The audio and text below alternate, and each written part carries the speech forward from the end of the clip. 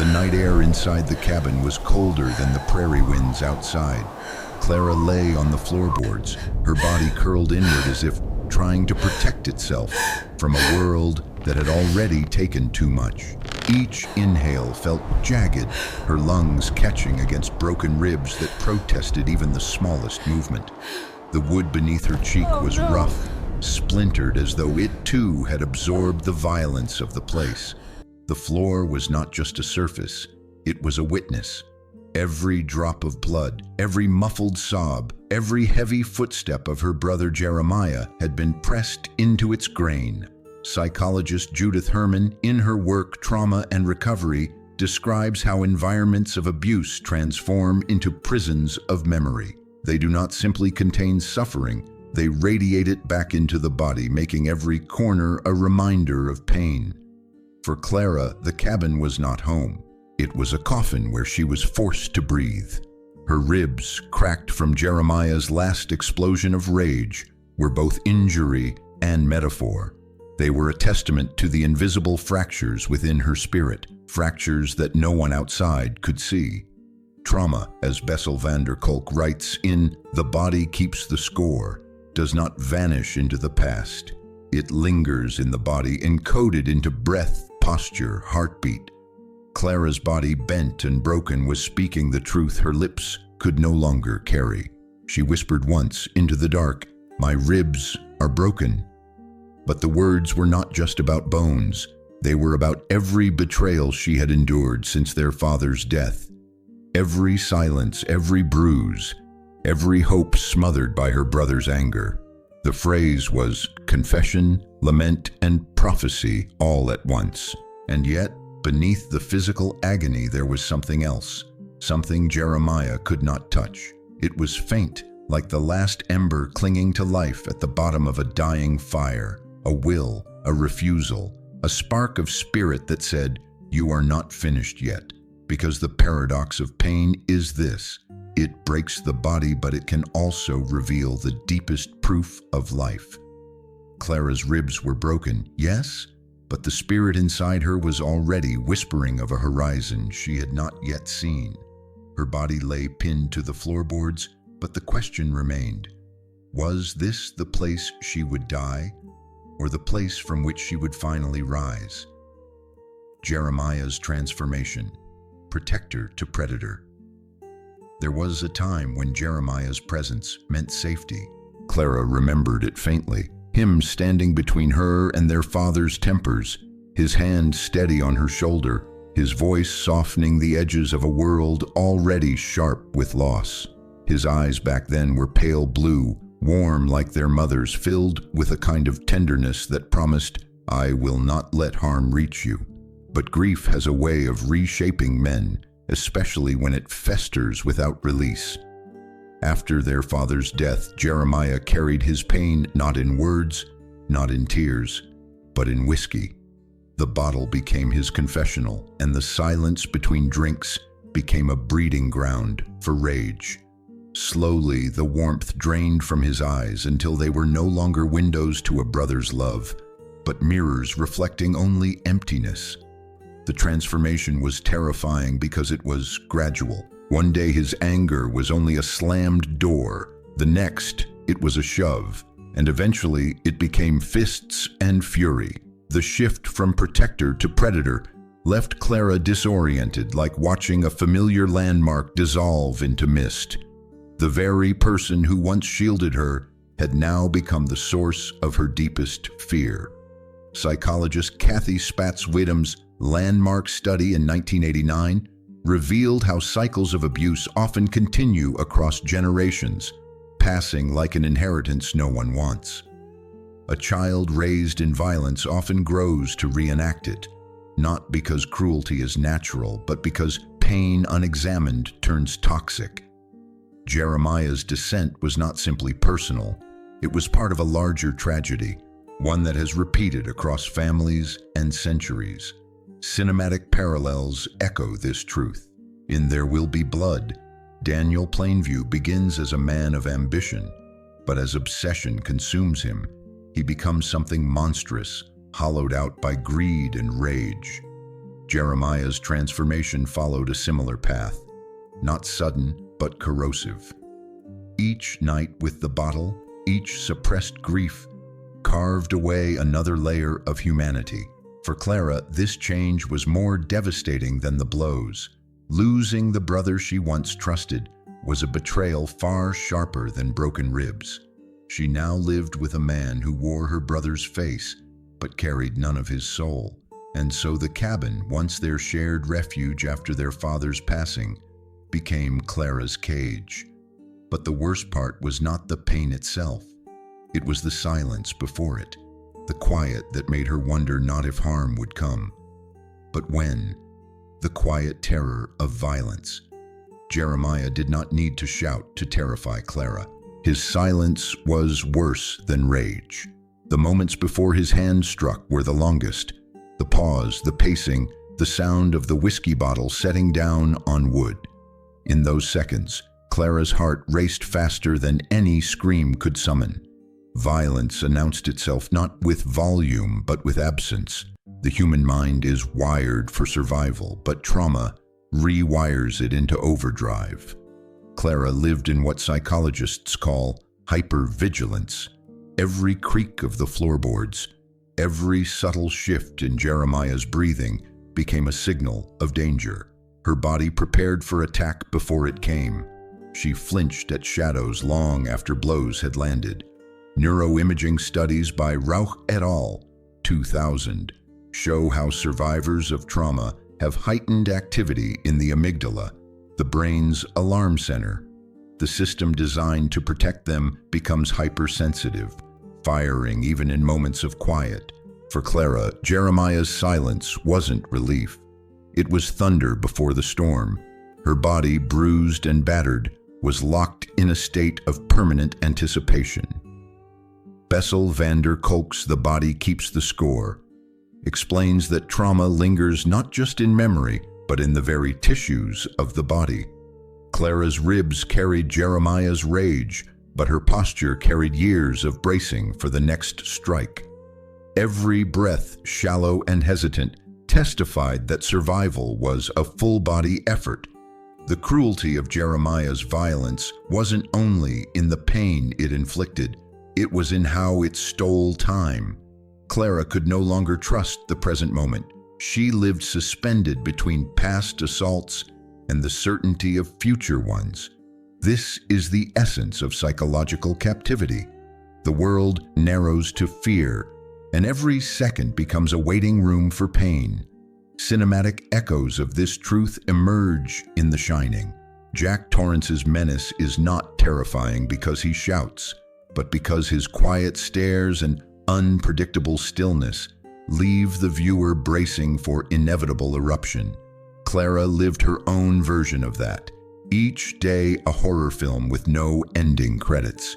And yet, buried beneath terror, a question pulsed in her chest with every painful breath. Could there be a life beyond the silence?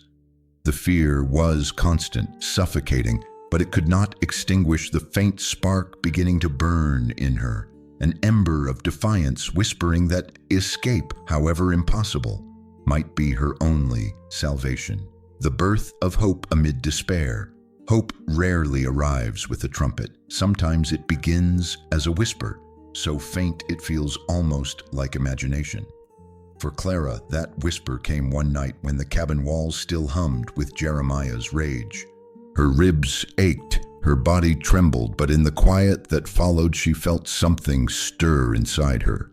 A thought, fragile as a candle flame. What if I could leave? It seemed absurd at first. How could a broken body outrun a predator?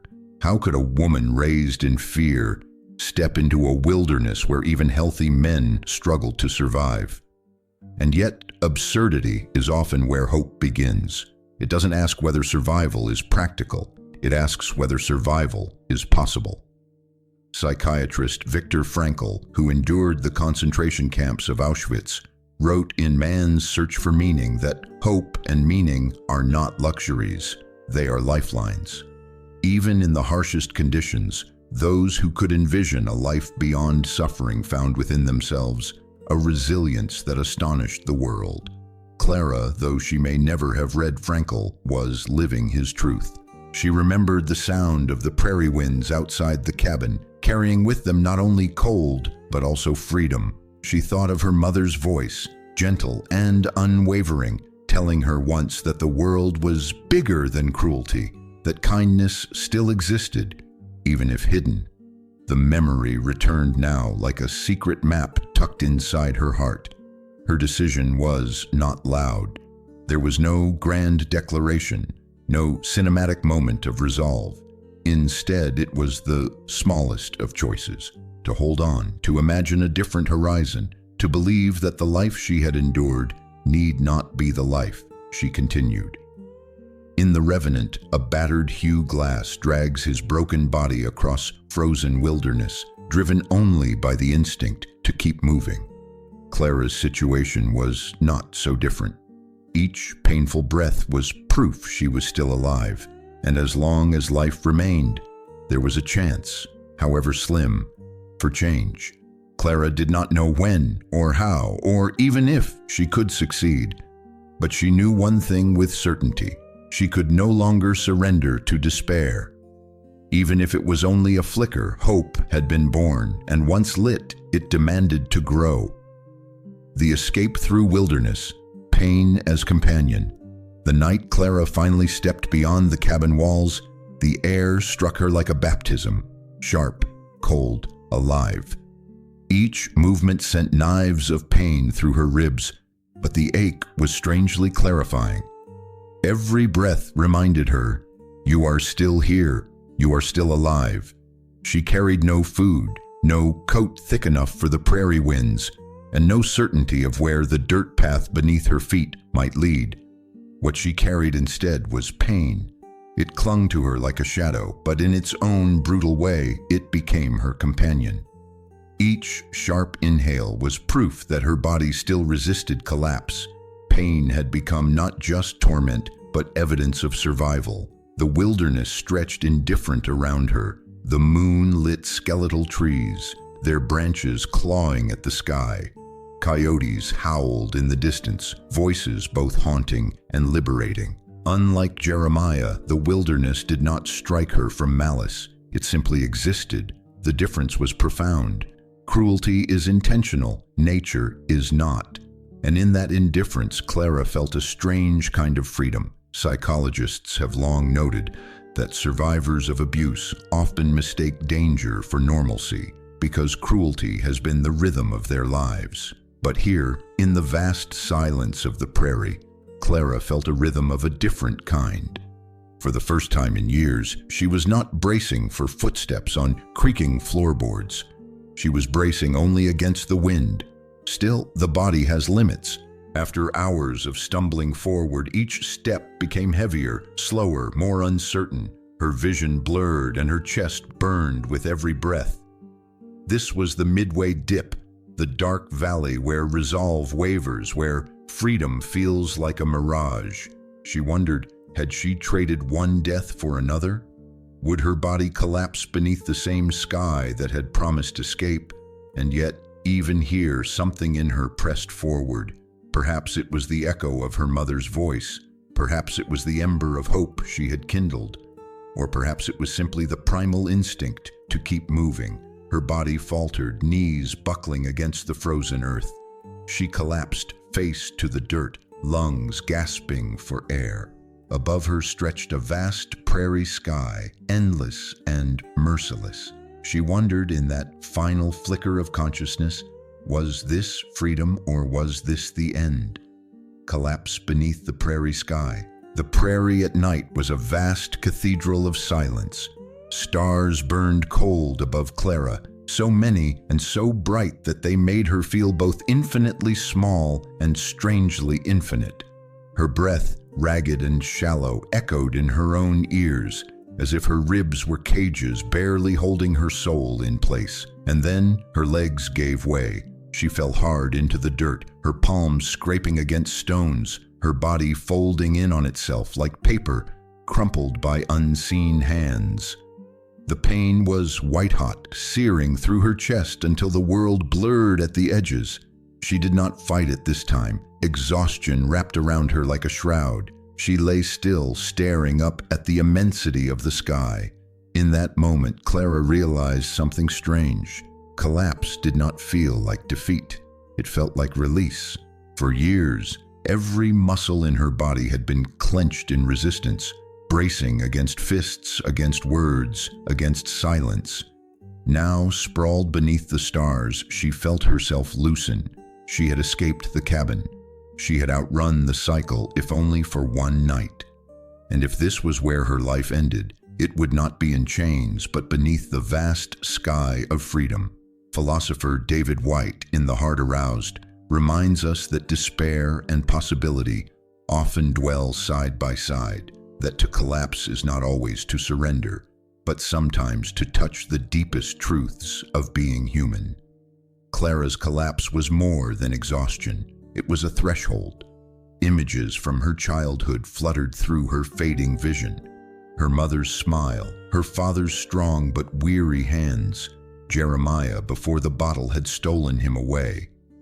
For a fleeting second, she felt sorrow and gratitude mingling together. Life had been cruel, yes, but life had also carried moments worth remembering. Her eyes closed, darkness pressed in. Her body was still, but her mind whispered its last question. Had she escaped, or had she only traded one prison for another, the prison of her own dying body? And then, a sound, footsteps, slow, deliberate, approaching across the frozen earth. Her body was too weak to rise, too battered to flee. She could only lie there, eyes half shut as a shadow fell across her face. Was it Jeremiah tracking her through the night? Or salvation wearing another man's boots? Thomas Garrett's gentle intervention. The footsteps drew closer, steady and unhurried. Clara's heart, weak as it was, thudded painfully in her chest. She forced her eyes open, half expecting to see Jeremiah's pale blue stare looming above her. But the face that greeted her was unfamiliar. Lined by sun, framed by a weathered hat, and softened with an expression she could hardly recognize anymore. Compassion. Thomas Garrett knelt beside her without a word at first.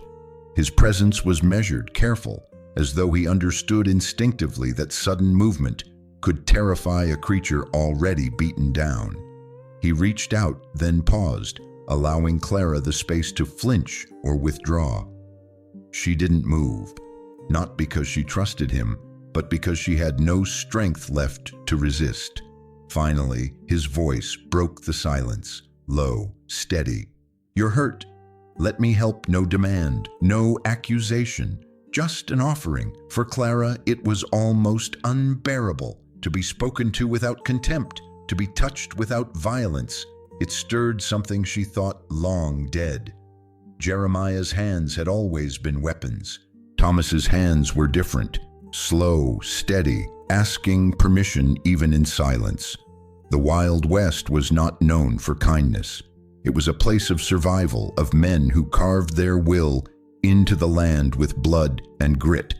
But there were now and then those who chose a different path, those who saw vulnerability not as weakness to exploit, but as humanity to honor. Thomas was one of them. Historians note that even in the harsh frontier, a culture of hospitality existed. Strangers given bread, fire, and shelter without question, not out of softness, but out of recognition. In a landscape where death waited behind every storm, compassion was sometimes the only currency worth more than gold. Clara did not yet know if Thomas was safe. Trust, for her, had always been a blade that cut when held. But she sensed no hunger in his eyes, no cruelty in his tone. Only patience, only a man willing to lift her from the dirt, not because she owed him, but because he chose to. And so, with ribs cracked and spirit trembling, Clara allowed herself to be carried.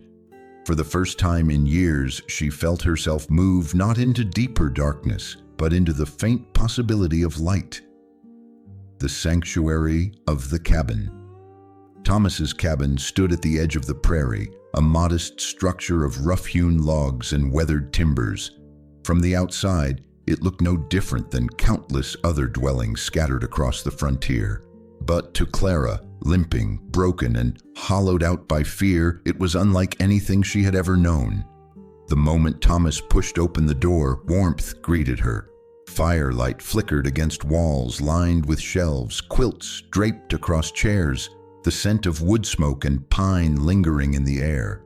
It was not grand. It was not even particularly large. Yet it radiated a presence she had almost forgotten existed. Safety. The contrast was staggering. Her own cabin with Jeremiah had been a tomb, cold, oppressive, thick with silence that always promised violence. Here, every detail spoke of care. A patchwork quilt folded neatly, a kettle warming on the hearth, a worn Bible resting on the windowsill. The cabin felt lived in, not haunted. Psychologists often emphasize the importance of safe environments in recovery. Robert Bly, in a little book on the human shadow, reminds us that healing requires two things: facing the darkness within and finding a sanctuary where that darkness cannot consume us. Thomas's cabin became such a place. The walls did not echo with rage. The fire did not flicker with menace. It was a sanctuary where Clara's body could rest without bracing for the next blow.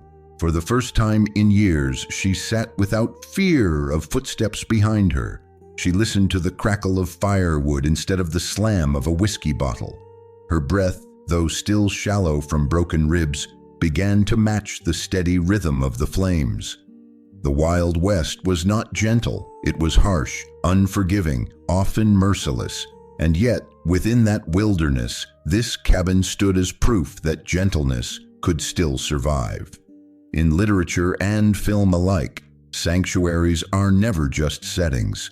They are symbols of the possibility of renewal. Thomas's cabin was no exception. It was a shelter for her body, but more importantly, it was a signal to her spirit. You are no longer alone. Clara's wounds had not healed, her fear had not vanished, but for the first time she felt the faintest permission to rest, to imagine that life could be something other than survival. Trust as a fragile reclamation. Trust. For Clara, the very word felt dangerous, almost poisonous. Every time she had reached for it in her life, it had betrayed her, her father's tempers, Jeremiah's descent into cruelty, even her own body, which now carried scars like inscriptions of betrayal. Trust was not a gift, it was a blade, and each time she dared to hold it, she bled. So when Thomas offered her shelter, she did not surrender easily. She sat in his cabin like a cornered animal, her eyes darting to the door, her shoulders tense. Every gesture of kindness set her nerves on edge, as though she waited for the inevitable turn, the mask to slip, the fist to fall. Thomas seemed to understand. He did not rush her, did not demand her story. One evening, when he set a bowl of soup before her, he said gently, "You don't owe me your name unless you wish to give it." The words startled her. Jeremiah had always claimed ownership of her silence, forcing her into submission. Thomas, by contrast, offered her the power of choice. Modern trauma research emphasizes this very principle. The American Psychiatric Association's SAFET model highlights the necessity of agency in recovery. Healing cannot be forced, it must be invited, and it begins with respect for autonomy. Thomas embodied this long before psychology gave it a name. By giving Clara the freedom to reveal herself on her own terms, he planted the first fragile seed of trust. But fragile it was. At night, Clara lay awake on the cot Thomas prepared for her, half convinced he would creep through the shadows with intentions unspoken. In her mind, trust was always the prelude to betrayal. Yet night after night, no harm came. No hand reached for her. The silence was not weaponized. Slowly, her body began to recognize a new rhythm, the possibility that safety might be real. Film often portrays trust as a sudden breakthrough, but in reality, it is a slow, trembling reclamation. Clara did not leap into trust. She inched toward it, uncertain, hesitant, but undeniably moving. The question remained: would she dare to take the step from suspicion into belief, from guardedness into surrender? For Clara, the cost of being wrong could break her more deeply than Jeremiah ever had. Firelight and healing conversations. The fire in Thomas's cabin burned low, its flames curling gently around the logs, casting long shadows that danced across the walls. Clara sat in the glow, a quilt draped around her shoulders, her hands trembling not from cold, but from uncertainty. She had not spoken more than a handful of words since arriving. Silence had been her armor for so long that breaking it felt like stripping away her last defense. Thomas did not press her. Instead, he filled the quiet with simple gestures, setting a kettle on the hearth, whittling a small piece of wood, humming a tune so faint it was more comfort than song. He created a rhythm of ordinary life, as though to remind her that existence did not have to be measured in threats and blows. At last, Clara spoke. Her voice was thin, but the words fell heavy. "He broke me." Thomas paused, his knife still in his hand. But he did not look at her with pity. Instead, he nodded slowly. "I see you've been hurt, but broken. No, not broken." His tone was steady, as if he were stating a simple fact, like observing the weather. That response unsettled her more than if he had tried to comfort her with empty assurances. For years, Jeremiah's violence had defined her identity. She was broken because he told her so, and because the bruises seemed to confirm it. But here was a man who saw the same scars and dared to name her differently. Cinematically, this moment recalled films like Dead Man, where brief flashes of tenderness erupt in a barren, violent world. In Clara's story, the barren landscape was her past. Thomas's words were the tenderness. Psychology affirms this power of witness. Trauma isolates, convincing survivors that their suffering exists in silence. But research shows that being seen, having one's pain acknowledged without judgment, can interrupt the cycle of shame. The fire became their witness, flickering as Clara, little by little, let words slip into the air. She spoke haltingly of her father, of Jeremiah, of nights where she thought death would be kinder, and Thomas listened. Not interrupting, not fixing, simply listening. His presence was the medicine her fractured soul had craved. In the glow of that firelight, Clara felt something she had nearly forgotten the taste of, the faint beginnings of dignity. It terrified her as much as it healed her. Could she really allow herself to believe in it? Fear that persists but doesn't rule. Late one evening, as the fire in Thomas's hearth burned low, Clara whispered the truth that had stalked her every step. "I'll never stop being afraid." Her voice cracked as though even admitting it risked summoning Jeremiah's ghost. Thomas did not dismiss her words. He did not offer the easy comfort of promises he could not keep. Instead, he leaned forward, his eyes steady in the glow of the coals. "Fear doesn't leave us," he said softly, "but it doesn't have to lead us." For Clara, the distinction was revolutionary. She had always believed fear was the enemy, something to conquer, something that marked her as weak. Jeremiah had fed that belief, ridiculing her trembling, telling her she would never escape. But Thomas reframed it. Fear was not weakness. Fear was a companion. The question was not whether she would feel it, but whether she would let it steer her life. Psychologist Tara Brach, in Radical Acceptance, writes that true freedom comes not from eliminating fear, but from learning to hold it with compassion. To tell the trembling self, "You may stay, but you will not rule me." For the first time, Clara began to imagine that fear might walk beside her without chaining her steps. The frontier itself mirrored this truth. Every man and woman who dared to settle the West carried fear with them, of storms, of hunger, of violence. They did not wait for fear to vanish before building cabins or tilling soil. They built anyway. Fear was not absent. It was simply not in command. Clara absorbed Thomas's words slowly, like medicine her body didn't yet trust, but she felt something shift inside her. Fear had been her jailer, dictating when she moved, when she spoke, when she hid. Now perhaps it could be demoted, still present, still heavy, but no longer sovereign. She touched her ribs gently, wincing at the reminder of pain. The scars would stay, the fear would stay. But maybe healing did not mean erasing them. Maybe healing meant learning to walk with them into a horizon yet unseen. Clara's eyes lifted from the fire to the window, where the night stretched wide and endless. Fear was still there, yes, but so was the possibility of courage.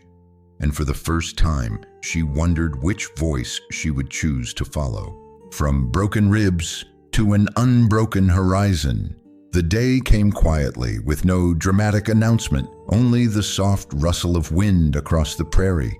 Clara stood in the doorway of Thomas's cabin, wrapped in a quilt he had given her, staring at the horizon as if it were a language she was only beginning to learn.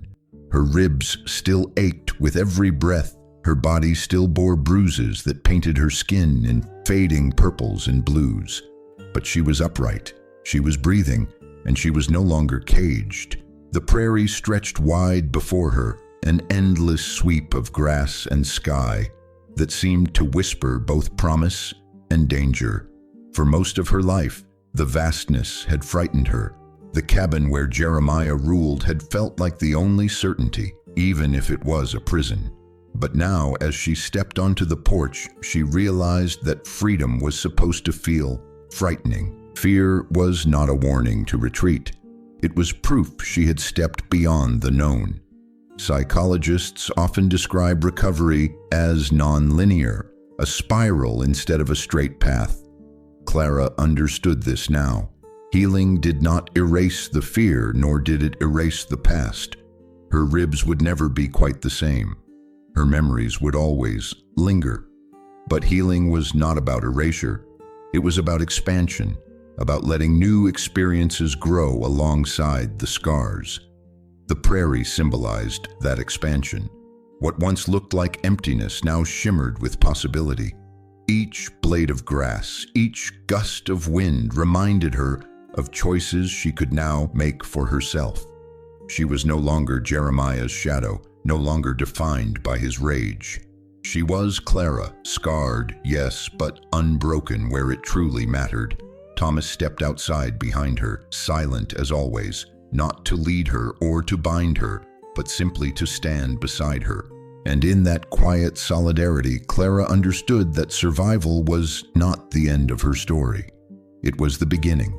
Philosopher Albert Camus once wrote, "In the depth of winter, I finally learned that within me there lay an invincible summer."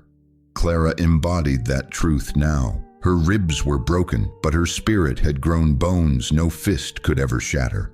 The Wild West was brutal, yes, but it was also wide enough to hold rebirth.